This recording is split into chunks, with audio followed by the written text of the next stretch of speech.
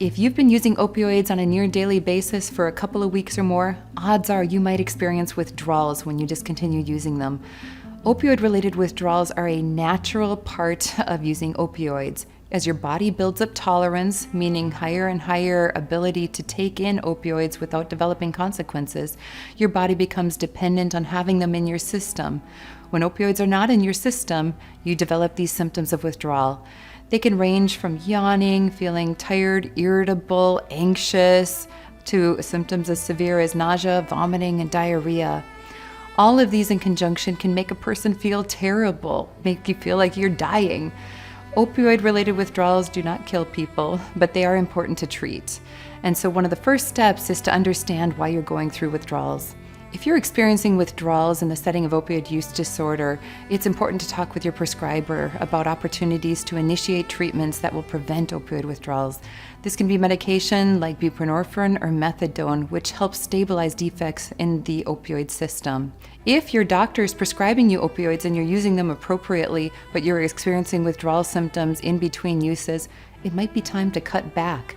Talk with your doctor about a tapering plan or seeing what other agents can be used to help support non-opioid therapies as a part of your treatment plan.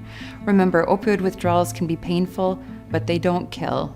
But it's important to understand why you're going through them, so have a good conversation with your prescriber and be sure to preserve that relationship. What if we are the generation that ends this opioid epidemic for good? Opioid-related overdose deaths are now the #1 cause of death in adults under age 45.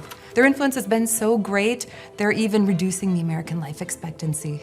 These trends have us fearing the worst, and as a result, we begin to view opioids as the enemy. The drugs that we've long trusted to help kill pain are now killing us, and with this, we fear what they'll take from us when we take them. But what if opioids aren't the enemy? What if our misunderstandings of them was? What if we truly took the time to understand pain and addiction from the perspective of those dealing with it? Would our stories have happier endings? You see, the opioid epidemic is always personal.